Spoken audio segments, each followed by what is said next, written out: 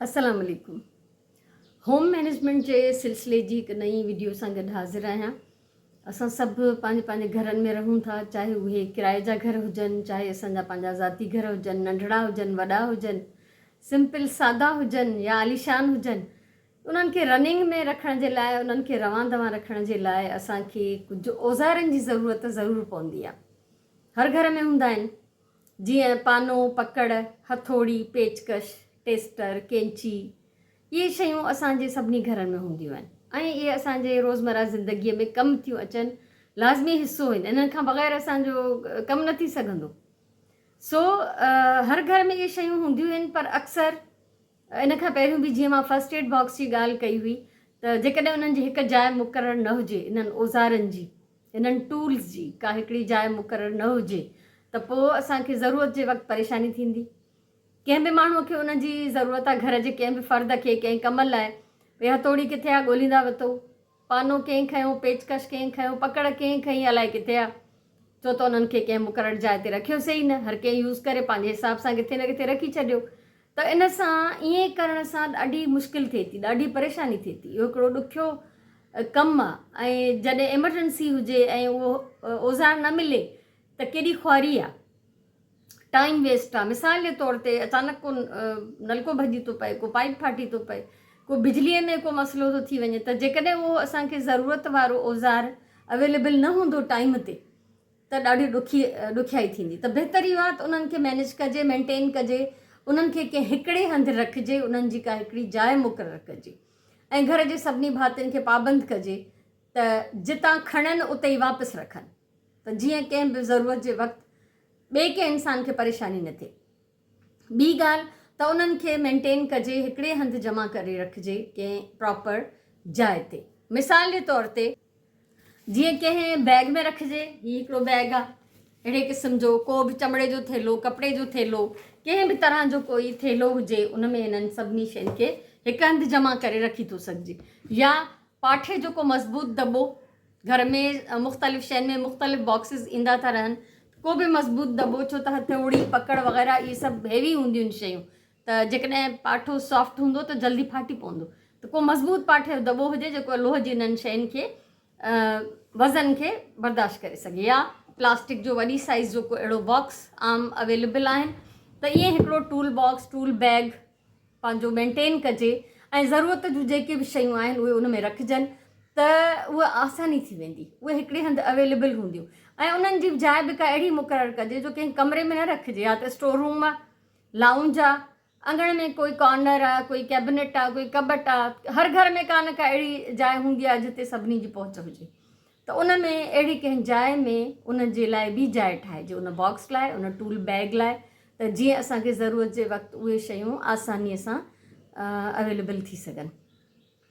ऐं tool bag में छा छा हुजणु खपे, छा छा हूंदो आहे, तक़रीबन सभु शयूं हूंदियूं आहिनि असांजे घरनि में। जंहिं शइ जी ज़रूरत पवंदी आहे उहा असां वटि मौजूदु हूंदी आहे, न हूंदी आहे त असां वठी बि ईंदा आहियूं, त भई हीअ शइ असां वटि कोन्हे, पकड़ कोन्हे, या हथोड़ी कोन्हे, या असां वटि टेस्टर कोन्हे, त ज़रूरत पइजी वई, हाणे छा कयूं, पोइ असां नेक्स्ट टाइम उहा ज़रूरु वठी रखंदा आहियूं, त जीअं अॻिले दफ़े असांखे कंहिं ॿिए खां न घुरिणो पए या असांखे का परेशानी न थिए। त मां तव्हांखे ॾेखारियां थी मुंहिंजे टूल बैग में छा छा हूंदो आहे, इहो तव्हां ॾिसो, उन खां पोइ वरी ॻाल्हाईंदा।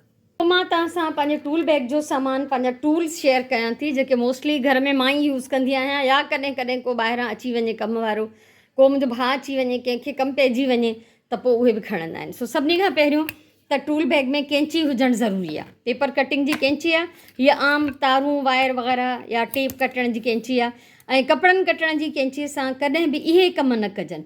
उन खां पोइ आहे हिकिड़ी हथोड़ी आम साइज़ जी, कोका किलियूं घर में लॻंदा रहनि था, ठका ठुकी थींदी रहे थी, त इहा ज़रूरी आहे। पकड़ तमामु ज़रूरी आहे, इहा कटर जो कमु बि ॾिए थी ऐं असां इन खे मुख़्तलिफ़ कमनि में यूज़ बि कयूं था। हीअ आहे नोज़ प्लास, इन जी ज़रूरत पवंदी रहे थी। मुख़्तलिफ़ क़िस्मनि जा पेचकश, जीअं हीअ आहे, असां हिन खे चवंदा आहियूं 4 मुहनि वारो पेचकश, ठीकु आहे। हीअ वॾो सिंपल, ऐं हीअ नंढा वॾा अलाए केतिरा, हीअ 2 क़िस्मनि जा टेस्टर आहिनि मां वटि, बल्कि 3 क़िस्मनि जा आहिनि। 3 ही टेस्टर आहिनि जेके किथे बि करंट चेक करण जे लाइ कमु ईंदा आहिनि। ऐं उन खां अलावा हीअ आहे हिकिड़ो सूओ, कंहिं बि शइ में कॾहिं प्लास्टिक में सुराख कढंदी आहियां, कंहिं पेपर में, कंहिं पाठे में सुराख कढणो पइजी वञे। इलाही दफ़ा मां ठिकर में बि हिन सां सुराख कढंदी आहियां। ऐं हीअ आहिनि 2 वॾा सूआ जंहिंसां ॿोरियूं सिबजंदियूं आहिनि, कंहिं बि कम में अची सघनि था। असां हिननि में धागे जे तौर ते सुतलीअ खे इस्तेमालु कंदा आहियूं। सो इहा बि हिकिड़ी कम जी शइ आहे, पंहिंजी ज़रूरत जे हिसाब सां वक़्त ते कमु अची सघे थी।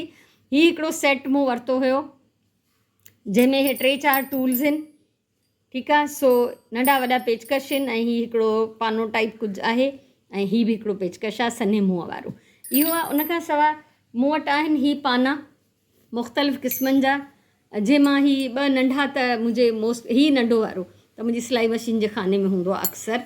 ऐं उनखां सवाइ हीअ स्क्रू पानो, हीअ हिकिड़ी बहितरीनु शइ आहे। नंढो वॾो कोई बि पेच हिन सां आराम सां स्क्रू खुली सघंदो आहे, हिन खे पंहिंजी साइज़ घटि वधि करे सघिबी आहे। उनखां अलावा डिफरेंट टाइप जा टेप, बिजलीअ जो को कमु कयूं था, कुझु बि अहिड़े क़िस्म जो त उन में टेप ज़रूरु खपंदी आहे।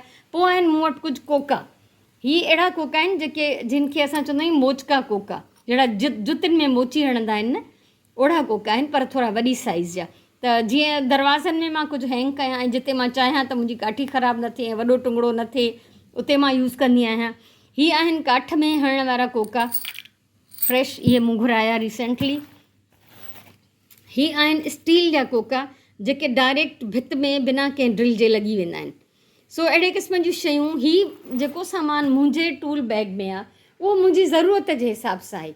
मूंखे छा छा खपंदो आहे, मूंखे घर में कहिड़ी कहिड़ी शयुनि जी ज़रूरत पवंदी आहे, उन हिसाब सां मां इहे पंहिंजा टूल्स ऐं ज़रूरत जूं शयूं रखियूं आहिनि। इन खां सवाइ बिजलीअ जे कम जो मुख़्तलिफ़ सामान हूंदो आहे, स्विचिस, प्लग्स ऐं वग़ैरह वग़ैरह अलाए छा छा, त उहे सॼा बि टूल बैग्स में रखी था सघजनि। सो जेका ज़रूरत हुजे, जहिड़े क़िस्म जो कमु तव्हांजे घर में थींदो हुजे, त उन हिसाब सां शयूं असांखे खपंदियूं आहिनि, उन हिसाब सां शयूं रखणु घुरिजनि। ॿी ॻाल्हि त अगरि ॿाहिरां को इलेक्ट्रीशियन, को मिस्त्री, को कारपेंटर अचे थो त उहो त पंहिंजो सामान खणी ईंदो आहे, उन जे लाइ असांखे कुझु प्रोवाइड करण जी ज़रूरत न पवंदी आहे। सो हीअ आहे मुंहिंजो टूल बैग।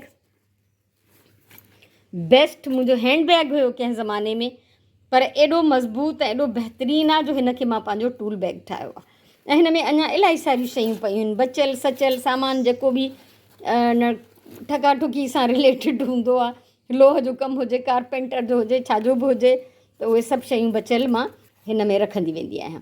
सो टूल बैग मेंटेन करणु तमामु ज़रूरी आहे।